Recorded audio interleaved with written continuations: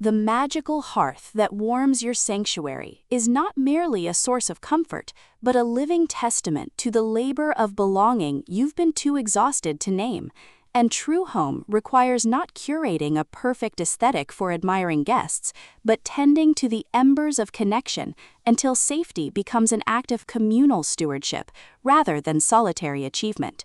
In The Enchanted Hearth, R.J. Cole delivers a cozy fantasy that transforms the found family trope into a luminous exploration of domestic sovereignty and intergenerational healing, proving that in realms defined by wandering, liberation isn't found in eternal questing, it's forged in the radical act of staying put when every narrative demands you keep moving.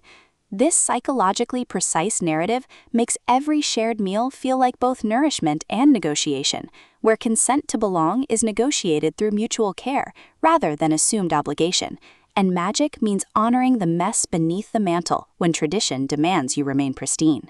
From wood smoke and honey narration, listeners enter worlds where domesticity is devotion and presence is the only true enchantment, perfect for fans of emotionally intelligent cozy fantasy where female agency defies quaint expectations. When hedge witch Alara Vance inherits a crumbling hearthstone in Thornhaven after years of nomadic spellwork, she expects sentimental restoration, not to discover the dormant magic mirrors the exact suppression she's endured beneath decades of performative self-reliance. And reclusive carpenter Julian Thorne's quiet refusal to fix the cottage creates space for partnership defying solitary witchcraft conventions. Navigating cracked mortar and buried attractions, Alara realizes this inheritance isn't about renovation, but recalibration, with Cole avoiding reducing Alara to overwhelmed heiress or Julian to handyman archetype, instead crafting radical reciprocity within constraint, where trust is earned through honoring boundaries even as wonder blurs them. And audiobook narration amplifies this alchemy by capturing Alara's disciplined composure softening into genuine receptivity,